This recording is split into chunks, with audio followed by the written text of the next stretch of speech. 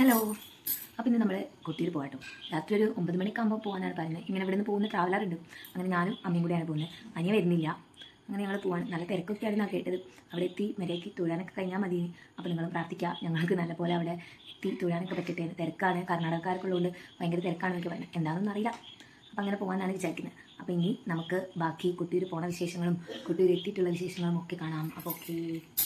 അങ്ങനെ ഞാനിതാ ഈ ഒരു ഡ്രസ്സാട്ടോ, ഇതിൻ്റെ ഒരു ധാവണീൻ്റെ സ്കേർട്ട് ഉണ്ടാവും. ഞങ്ങൾ പോകാൻ പോവാണ്. അമ്മേനെതാ അനിയൻ ഇവിടെ ബസ് കയറിന് അവിടേക്ക് ആക്കി കൊടുത്ത് ഇനി അടുത്ത് ഞാനാണ്. അങ്ങനെ ഞാൻ അനിയനെ വെയിറ്റ് ചെയ്തത് അവിടെ. അങ്ങനെ ഇതാ അനിയൻ വന്നു. ഞങ്ങൾ ബൈക്കിനായതുകൊണ്ട് രണ്ടാക്കും കൂടെ ഒരുമിച്ച് പോകാൻ പറ്റില്ല, ബാഗൊക്കെ ഉള്ളതുകൊണ്ട്. അങ്ങനെ പിന്നെ അനിയൻ ഇതാ റൂട്ടുമലേക്ക് ആക്കി തന്നു. ബസ്സായതുകൊണ്ട് ബസ് നമ്മളവിടെ കട്ട് റോഡാണ്, ഇങ്ങോട്ടേക്ക് വരില്ല. അനിയൻ വരുന്നില്ല, അവൻ അവിടെ ഒറ്റയ്ക്ക് നിൽക്കും. അങ്ങനെ അതാണ് നമ്മളെ ബസ്. അങ്ങനെ ബസ്സിൽ പിന്നെ കുറേ ആൾക്കാരൊക്കെ കയറി. അങ്ങനെ ഞങ്ങൾ ഒരു 2:45 ആകുമ്പോൾ നമ്മുടെ കൊട്ടിയൂർ ഇവിടെ എത്തി. എല്ലാവരും ഇവിടെ എത്തി.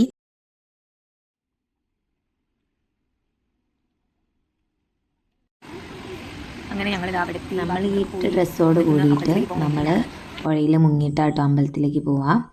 അങ്ങനെ അല്ലാണ്ട് നമുക്ക് റൂമിൽ നിന്ന് കുളിച്ച് പോകണമെങ്കിൽ അങ്ങനെ പോവാം. പക്ഷെ നമ്മൾ പണ്ട് മുതലുള്ള ഐതിഹ്യമൊക്കെ എങ്ങനെയാണേലും. അങ്ങനെ നമ്മൾ നടക്കുകയാണ്. ഇന്ന് ചൊവ്വാഴ്ച ആയതുകൊണ്ട് ഡ്രൈവർ പറഞ്ഞു പൊതുവേ ഇതിനേക്കാൾ നല്ല തിരക്കാണ് ഉണ്ടാവാറ്. പക്ഷെ തിരക്കില്ല എന്നല്ല, എന്നാലും തിരക്ക് കുറവാണേലോ. റീൽസിലും ഇതിലൊക്കെ കാണൽ ഭയങ്കര തിരക്കാണെന്നാണ്. പക്ഷെ അത്ര തിരക്കൊന്നും എനിക്ക് കണ്ടിട്ട് അങ്ങനെ തോന്നിയില്ല. അങ്ങനെ പിന്നെ ഞങ്ങൾ അവിടേക്ക് നടന്നെത്തി.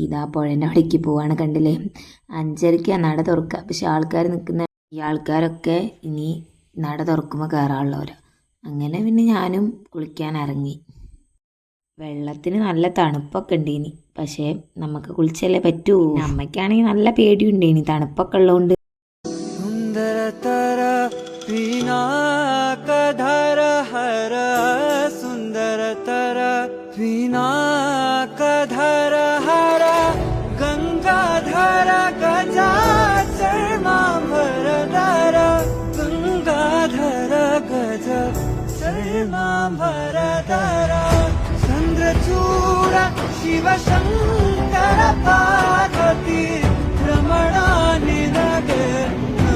പിന്നെ നമ്മൾ അവിടെ നിന്ന് ഗൈസ് 4 ഏപ്പ് ഉള്ളോട്ടേക്ക് കയറി.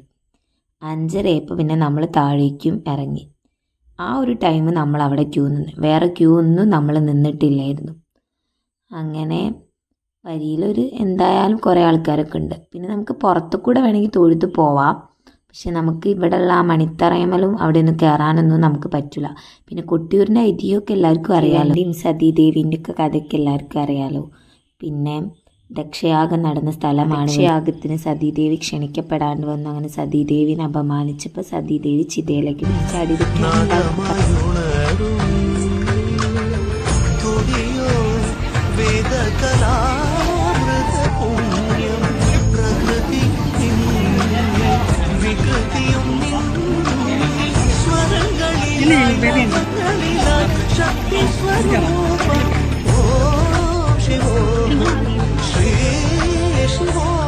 പിന്നെ നമ്മൾ അവിടുന്ന് തൊഴുത് പുറത്തേക്ക് ഇറങ്ങി.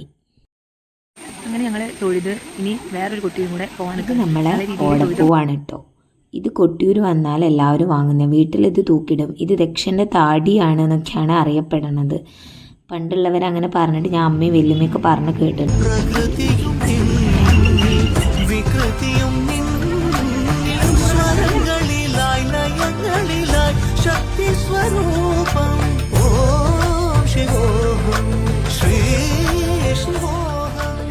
നമ്മൾ പോയത് വേറൊരു കൊട്ടിയൂരാണ്. ഇവിടെ ഉത്സവം അല്ലാത്ത സമയത്തൊക്കെയാണ്. അങ്ങനെ 2 കൊട്ടിയൂരും പോയി. ഞങ്ങൾ ബസ്സിനെ കൊണ്ട് പോവാണ്. അങ്ങനെ ഒരു 7:30 കഴിഞ്ഞ് ഇനി ഇവിടെ ഒരു മുത്തപ്പൻ്റെ ക്ഷേത്രം ഉണ്ട്, അവിടെ പോയി. പിന്നെ അവിടെ ചായ ഉണ്ട് കേട്ടോ, ഉപ്പുമാവൊക്കെ തിന്നു. അങ്ങനെ ഞങ്ങൾ ഡ്രസ്സൊക്കെ മാറാൻ വേണ്ടി വന്ന, കാരണം രാവിലെ പുഴയിൽ നിന്ന് മുങ്ങി പോയതല്ലേ. ഡ്രസ്സൊക്കെ മാറി ഇവിടെ കുറച്ച് ബാക്കി അമ്പലങ്ങളിലൊക്കെ പോകണം. അങ്ങനെ ഡ്രസ്സൊക്കെ മാറി ഇനി അടുത്ത അമ്പലത്തിലേക്ക് പോകാൻ വേണ്ടിയിട്ട് ഇങ്ങനെ നിൽക്കുകയാണ്. ബാക്കിയുള്ള ആൾക്കാർക്ക് വെയിറ്റ് ചെയ്ത്. ഇതാണ് നമ്മുടെ ചപ്പാരം ഭഗവതി ക്ഷേത്രം. ഇവിടെയാണ് സതീദേവി ദക്ഷയാഗത്തിന് പോകുന്നതിന് മുന്നേ ആഭരണങ്ങളൊക്കെ ഊരി വെച്ചത്. പിന്നെ ഇത് നമ്മുടെ മൃദംഗശൈലേശ്വരി അമ്പലമാണ്. ഇവിടെ നിന്നാണ് നമ്മൾ ഉച്ചയ്ക്ക് ഫുഡൊക്കെ കഴിച്ചത്. ഒരു മൂകാംബിക ഒക്കെ ടച്ചുള്ള ഒരു അമ്പലമാണ്. കുറേ പേർക്ക് ഭക്ഷണം ഒക്കെ ഉണ്ടായിരുന്നു. ഞങ്ങൾ പിന്നെ അവിടുന്ന് ഫുഡൊക്കെ കഴിച്ച് ചോറുണ്ടായിരുന്നു, പിന്നെ പായസവും ഒക്കെ ഉണ്ടായിരുന്നു. ഞങ്ങളങ്ങനെ ഒരുറക്കൊക്കെ ഉറങ്ങി വൈകുന്നേരം മുത്തപ്പങ്കാവിലെത്തി. അങ്ങനെ മുത്തപ്പങ്കാവിൽ നിന്നാണ് നമ്മൾ മുത്തപ്പങ്കാവിലേക്ക് പോവാം. ശരിക്കും പറയും മുത്തപ്പ ഇപ്പോൾ ഇവിടെ ഇല്ല, കൊട്ടിയൂരാണെന്നൊക്കെ. പക്ഷെ നമ്മളിവിടെ എടുത്തായതുകൊണ്ട് തലശ്ശേരിയും കണ്ണൂരും വലിയ ദൂരം ഇല്ലല്ലോ. അങ്ങനെ ഞങ്ങളെ കൂടെ വന്നവർക്ക് കേട്ടോ അവർ ഇറങ്ങുന്നു. അങ്ങനെ നമ്മൾ അവിടെ പോയപ്പോൾ നല്ല തിരക്ക്, കൊട്ടിയൂരത്തേനേക്കാളും തിരക്കാണ് എനിക്ക് അവിടെ തോന്നിയത്. പിന്നെ ഞങ്ങൾ ഇങ്ങനെ അങ്ങോട്ടേക്ക് ഇങ്ങനെ നടന്ന് പോവാണ്. അങ്ങനെ അവിടെ എത്തി, കണ്ടില്ലേ നല്ല തിരക്കുണ്ട്. അവിടെ വരുന്ന എല്ലാ ആൾക്കാരും ഇവിടെ വരും, അതുകൊണ്ടാണ് ഇപ്പം നമ്മൾ വന്ന പോലെ തന്നെ എല്ലാവരും വരും. പിന്നെ നമ്മൾ അവിടെ കയറി തൊഴുതിട്ട് കാലൊക്കെ പിന്നെ ഇവിടെ കുളമൊക്കെ ഉണ്ട്. ഇവിടേക്ക് പിന്നെ എല്ലാവരും വന്നിട്ടൊക്കെ ഉണ്ടാവും. പിന്നെ ബോട്ട് സർവീസ് കാര്യങ്ങളൊക്കെ ഉണ്ട്. ഇത് കണ്ണൂരാണ് വരുന്നത്, കൊട്ടിയൂർ വരുന്നത് തലശ്ശേരിയാണ്.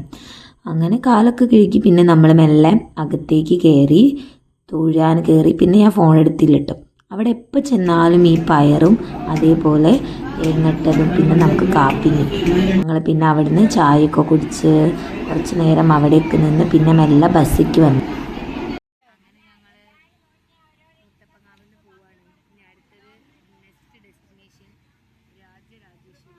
രാജരാജേശ്വരി പോണതിന് മുന്നേ നമ്മൾ ആദ്യം തൃച്ചമ്പലത്തിൽ പോയി, എന്നിട്ടാണ് രാജരാജേശ്വരിയിൽ നമ്മൾ പോകുന്നത്. ഞങ്ങൾ തൃച്ചമ്പലത്തേക്കിന്. ഇത് എൻ്റെ ഫ്രണ്ടിൻ്റെ അമ്മയാണ്, അഭിനവിൻ്റെ അമ്മയാണ്. ഞങ്ങൾ സ്കൂളിൽ പഠിക്കുന്നത് നല്ല ഫ്രണ്ട്സിന്. അങ്ങനെ ഇവരെയും അങ്ങനെ കണ്ടു. പിന്നെ ബാക്കി വിശേഷങ്ങൾ ഞങ്ങൾ അമ്പലത്തിൽ പോയിട്ട് ബാക്കി കാണാം. അങ്ങനെ ഞങ്ങൾ അമ്പലത്തിലേക്ക് ഇങ്ങനെ എത്താൻ. ഇവിടെ ശ്രീകൃഷ്ണൻ അമ്പലാട്ടോ. ഇവിടെ കൃഷ്ണൻ കംസനെ വധിച്ചിട്ട് വന്നിരുന്ന അമ്പലമാണ്. അതുകൊണ്ട് തന്നെ ഇവിടെ കൃഷ്ണൻ്റെ ഭാവം രൗദ്രഭാവമാണെന്നൊക്കെയാണ് പറയണത്. പിന്നെ ഇവിടെ ഒരു ദേവീക്ഷേത്രം ഉണ്ട്, വെള്ളത്തിൽ ചുറ്റപ്പെട്ടിട്ടുള്ള ഒരു ദേവീക്ഷേത്രമാണ്. ഞങ്ങൾ പിന്നെ അവിടേക്ക് തൊഴുത് തൃച്ചമ്പലത്തിൽ കൃഷ്ണനെയൊക്കെ നമ്മൾ തൃച്ചമ്പലത്തിൽ പോയി തൊഴുത് ഒക്കെ കഴിഞ്ഞ് നമ്മൾ നേരെ അടുത്ത 2 അമ്പലമുണ്ട്. പോകാൻ പറ്റുമെന്നൊന്നും അറിയില്ല, പോയി നോക്കാൻ പോകാം. അമ്പലം എനിക്ക് നല്ല ഇഷ്ടമായി, നല്ലൊരു ഫീല് കാര്യങ്ങളൊക്കെ ഉണ്ടായിരുന്നു ഈ അമ്പലം. അങ്ങനെ ഞങ്ങൾ തൃച്ചമ്പലത്തിൽ നിന്ന് ഇറങ്ങി നേരെ പോകാൻ പോകുന്നത് വൈദ്യനാഥ ക്ഷേത്രം, പിന്നെ